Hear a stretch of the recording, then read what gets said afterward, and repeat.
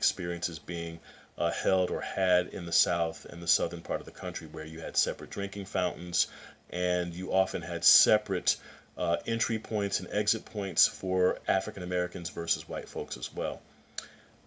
Now, going on, some laws went even further. So if we think about, for instance, the state of Oregon, early in its history, the state of Oregon banned African Americans from living in the state. So African Americans were not able to live in the state. And although this was rescinded in the mid 1850s, nevertheless, the stain of that and the racist pursuit of that before, during, and after, that legacy remains. And so today, Oregon is about 2% black. So quite frankly, again, even though it might seem like, oh, that stuff's in the past and hey, no one really worries about that or cares about it, again, the past is a living part of us. And again, think about what we're seeing, especially in 2020 with respect to civil unrest and a lot of what we have seen in terms of violent skirmishes between the protests or the protest environments as well as the police as well. And so that those processes are sort of echoes from earlier times. Also, citizenship, rather. And this was also, these were ways within which to maintain racial categories that were commonly used and employed by the U.S. government toward Asian Americans and Asian American folks, especially prior to World War II. These laws prevented many Asian Americans from becoming citizens, owning property, and marrying white folks. In terms of marriage, when we think about interracial marriage has only been legal since the late 1960s. So we had a number of what we call anti-miscegenation laws, which basically were laws that were crudely created around the issues of so-called racial mixing. And so the idea was, well, black folks, Latinos, Asian folks should not marry whites. And so you had a number of states, most famously Virginia, that had laws on the books like this for decades, well over 100 years, for instance, to keep ultimately white people and white communities white and to keep separate but so-called equal, if you will, experiences with respect to families and how we create families. So within the late 60s, of course, the U.S. Supreme Court struck down, for instance, these anti-miscegenation laws in the famous Loving versus Virginia case. Again, the impact is severe, and so the vast majority of our marriages within the country today occur within race, within the same race, intra-racial.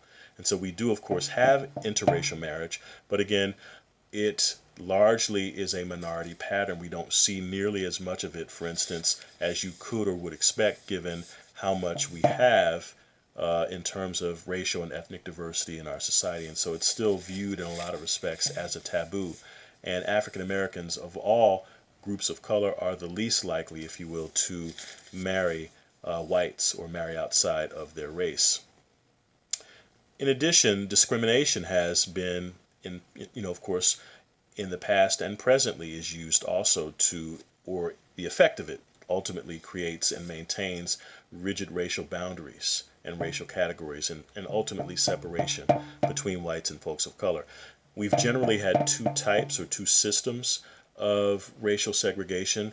One system we had initially is called de jure segregation. And so these de jure segregation experiences refer to by law or legal segregation. And so, of course, we had laws like Jim Crow, we had laws and systems like slavery. We also had, again, restrictive covenants. And so if a white person, for instance, bought a house in a place like Flint or Detroit or Chicago or Los Angeles, prior to the late 1950s, they may have had to sign a document that said that when they sold the house that they would not sell to a person of color. So that's a good example of that restrictive covenant. And so those were legal efforts.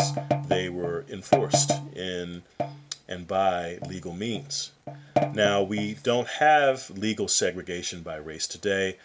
At the same time, the long legacy of legal segregation by race has contributed to what we call de facto segregation by practice, not by law. And so de facto segregation means that, we have separate very segregated neighborhoods, for instance, that are segregated not by legal policy but by practice. And so the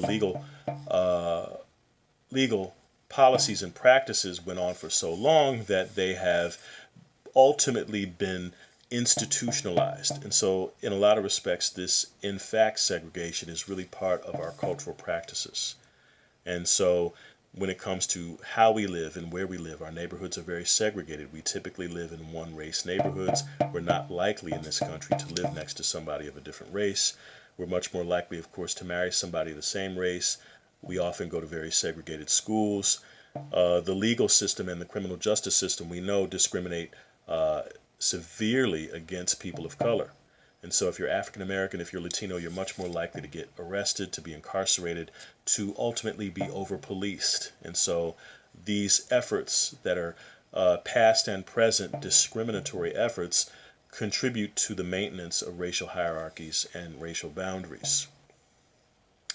We can't leave out immigration, and so from the very beginning we had barriers to entry to this country that were strictly enforced, effectively barring people of color from entering the country en masse through quota limits and different acts, such as, say, for instance, the Chinese Exclusion Act. And so we had acts that were ultimately ways within which to exclude people, to keep people away from being a part of this country, or even when they were here, not allowing them to be citizens. Expulsion certainly was generally directed towards Native Americans. There were policies to expel Native Americans by forceful removal or restrict minority group members.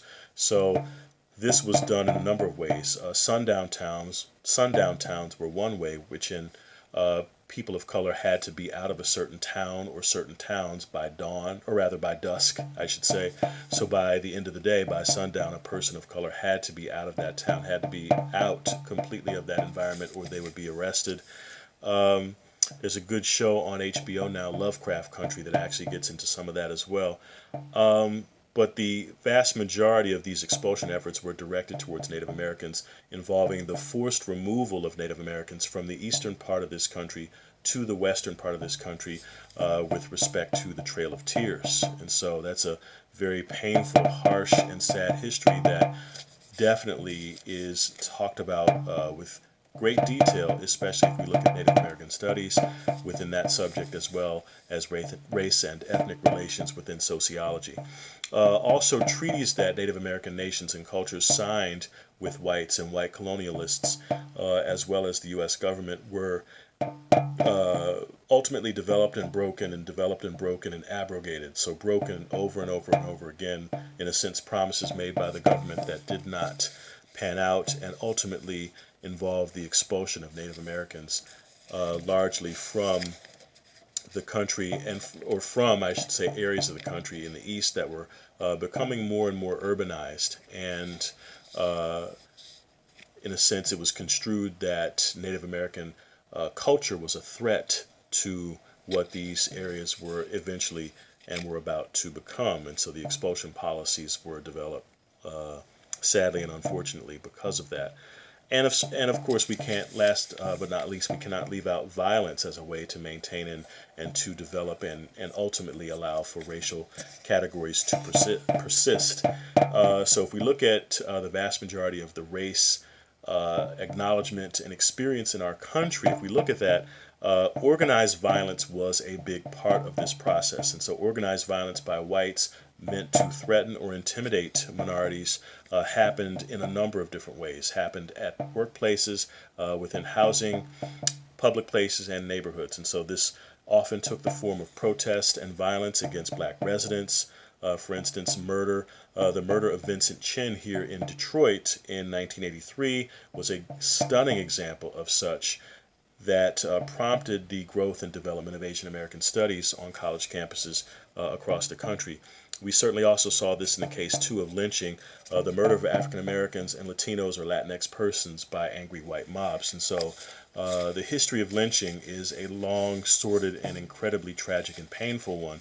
And again, happened in great effect and great detail during the early part of the 20th century, dawning and developing in the 19th century, especially after the demise of slavery. Lynching or lynchings were an effort, a way within which largely white mainstream society could intimidate, threaten, and repress African American and Latinx populations. And so this was a way within which, of course, racist ideologies could be preserved and maintained. All right, so out of all of that, that gives you a background of ultimately what groups of color had to effectively create their family and community relationships and identities from. And so that maelstrom of themes and ultimately enforcement of racial categories and hierarchies, a lot of that, out of that, the outgrowth ultimately became the patterns that we see within the data and the data that we have on Native Americans, African Americans, Latinos, and Asian American folks in terms of family practices and family institution construction. All right, so we'll talk first about Native Americans. And so we'll look first at, within each group, the social history of the group, as well as sort of what the modern experience or the current experience of the group actually is. And so if we think about Native Americans, rather, in terms of social history, cooperative norms were pervasive throughout Native American societies and nations. And so there were much more efforts to share, much more efforts to pool resources, much more efforts to have egalitarian norms within families, within institutions, and within how Native American cultures and nations were governed.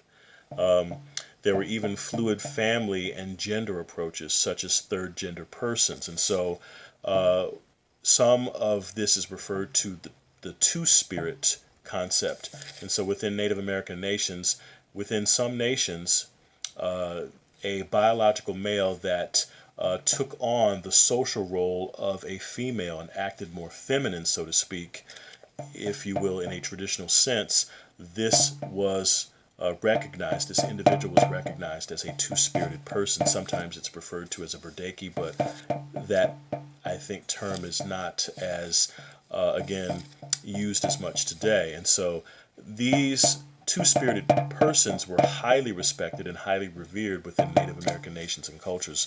This was not seen as a pejorative. This was someone who was sacrosanct, that they were to be respected and revered, and they were seen as in a sense being more powerful and more spiritually aware. And so these sorts of norms became sort of the basis or the fulcrum for much of Native American life and Native American family construction. As you can imagine, and as I've referred to before, much of Native American life evolved over time into a series of efforts by whites to rather restrict Native American cultural practices. To mainstream whites, or rather to mainstream Native Americans, there were a number of efforts by whites to do this, to effectively move Native Americans to cities, to have them adopted, to have them go to predominantly white schools, much of which to sadly try to deny cultural practices and the humanity of Native Americans, and of course to restrict them to reservations generally west of the Mississippi River. If we think of modern Native American family life, the data indicate that much of the Native American population has rebounded and has grown significantly as there are more social movements to recognize and explore and to declare Native American heritage and ancestry and identity. Native Americans also have high intermarriage rates with whites as well as with members of other groups in society of color, such as Latinx persons. On reservations, family life is very, very tragically different in a lot of respects. Family life for Native Americans on reservations is much more likely to involve higher rates of unemployment, poverty, as well as poor health and violence. Going on to African Americans, in terms of social history, we talked about this before in Chapter 2. Slavery ironically contributed to balanced, more egalitarian norms within the family, particularly between black women and black men, and more informal family ties within the black community. Under slavery, these were even more fluid because obviously the slave system was incredibly disruptive. A slave owner or slave master could easily, by fiat, by whim, say, okay, well, I'm going to sell this particular person, I am going to bring this person, I am going to change how I see fit the family dynamic, if you will, and those kinds of things, of course, had to be accommodated with respect to how African Americans regarded their families. And so, recognition of extended family networks, of multi generational networks within a household, or certainly close to households, mattered much more, and it was very important to preserve those and have those as a way to sort of counteract the crushing, dehumanizing impact of slavery.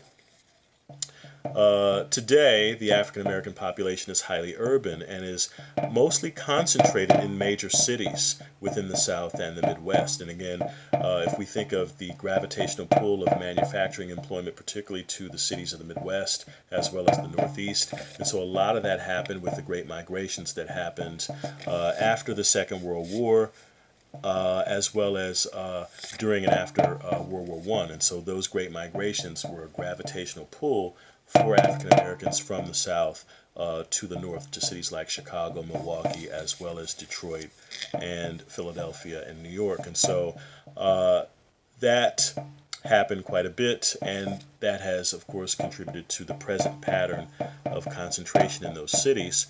There has been a significant return of African Americans to the South, especially since the 1980s, and so the majority of the nation's black population does live in the South, and a lot of that does reflect the historic patterns of settlement of African Americans as well as African Americans moving back to try to appreciate more of the black cultural experience in the South. There are also a lot of class inequalities within black families and black communities as well, where there's a highly distinct, educated, professional, middle class, and wealthy class within the African American community that has a very distinct experience, a very unique experience of high paying jobs, much more likely to have gone to college and gone on to graduate or professional education, as well as marriage. And if we look and juxtapose that to the poor and working class folks within the black community, there's a very different experience. For poor and working class blacks, there's much more job instability.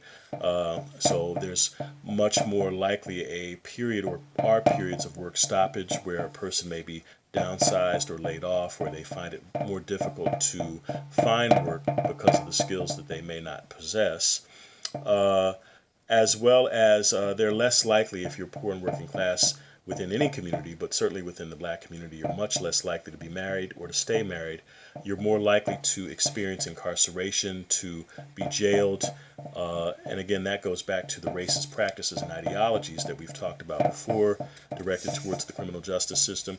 And if you're poor and African American, you're much more likely to experience violence within the community. And so those disparate experiences are very explanatory with respect to looking at the differences between wealthier blacks and blacks who are poor and working class. You're much more likely to see these disparities. Regardless of class, though, regardless of how one has income and how much, due to social vulnerability, there's much greater vulnerability within the black community. Marriage rates of married couple families and households are lower among African American communities for a variety of reasons. Again, black people being more vulnerable in a lot of ways that don't ultimately support marriage is one of the main reasons. Not to mention, marriage is not necessarily the most revered relationship or revered kind of experience within the black community. There are ways to be viewed beyond marriage within black communities that are also socially significant and matter in a lot of respects, matter a lot more. And so, for instance, ties to the community and ties to family members and kin, volunteering experiences, those things matter much, much more. Those efforts matter much, much more within black communities in a lot of respects than marriage does. so to speak. Within the Latino or Latinx community, if we look there at the social history, there's a greater emphasis on family ties and family connections, familism, and so family-centered communities matter much more in terms of what truly are the priorities of the community, if you will. And so those things matter a lot more as opposed to more individualistic concerns, if you will. Families are often larger, and a lot of that is reflected in the immigration experience that is unique for Latino and Latinx persons and families. And there are also extended family norms. Those are traditional ways within which the Latino community has been constructed, and Latino families have been constructed and oriented within our society, especially tied to heritage and roots to Catholicism. The major groups that were colonized by the Spanish that migrated and immigrated here in one way or another. Of course, if we're looking at, for instance, the American Southwest, a lot of that happened, of course, by default when that no longer was Mexican territory and that became U.S. territory. If we're looking at Mexicans, Puerto Ricans, and Cubans ultimately being the largest, if you will, more in a sense numerically dominant Latinx groups or Latino groups within our society.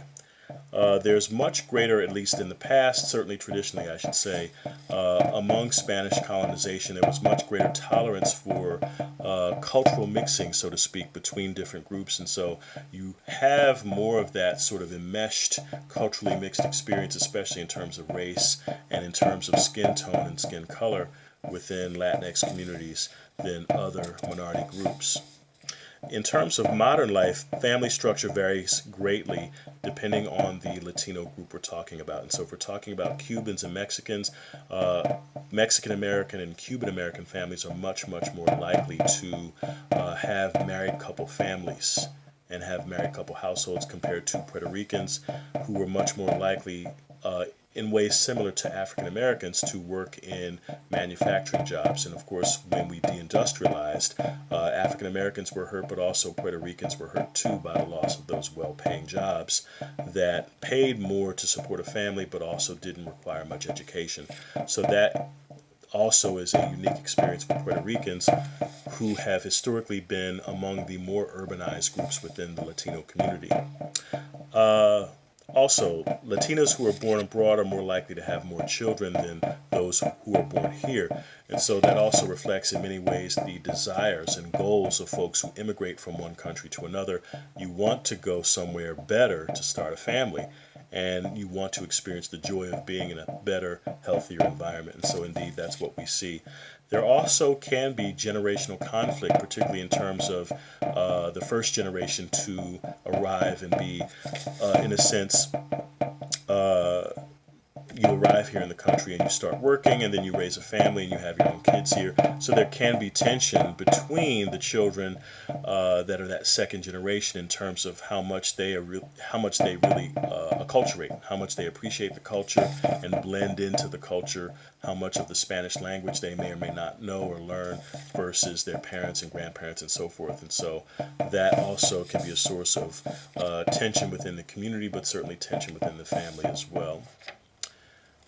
And for Asian Americans, if we think of and consider social history, the traditional norms within Asian American communities and families, there is a higher, and again in a traditional sense, a higher, if you will, concern for and respect for married couple families, multi-generational households, with much more emphasis on elders and authority figures and parents, where educational achievement matters much more.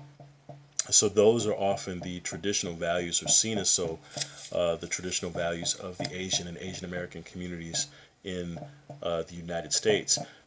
Traditionally, and to some extent too, presently, Asian American parenting styles are more parent-centered, where there's de-emphasis of individual choice and much more emphasis on the parent asserting authority and asserting a sense of here is what the child's role is vis-a-vis the parent. So that authority, that parental authority, is often much more infused, at least traditionally, within Asian American parenting. Today, multi-generational households are still common, and it is common among Asian American households to have a higher socioeconomic status than if we compare Asian folks to white folks, Latino folks, or African American folks, or multiracial folks. But that higher class, or I should say higher socioeconomic status experience, middle class and wealthy, those higher income experiences are more common among Chinese Americans, Asian Indian Americans, as well as Filipino Americans. If they're compared to South Asians, folks from Laos or Laotian folks or Cambodian folks, South Asians are more likely to have a greater experience with poverty and direct discrimination than Chinese Americans, Asian Indians, and Filipino Americans. And for some data, we can't leave that out, just to give you some data, some context. If we look at percentages, white folks are roughly percentage-wise, white folks are roughly 60% of the U.S. population today. And these data come from the Brookings Institution. And again, they've looked at census data within the past several years. And of course, these data come from 2019, the most recent year for which data are available. So today we know that white folks are roughly 60% of the U.S. population. Latino or Latinx folks are roughly 19% of the U.S. population. And again, Latinx folks are more likely to live in the Southwest, the Southwestern, if you will, United States. African American folks are roughly 13% of the U.S. population, and like we said before, they're much more likely to live in the Southeastern United States.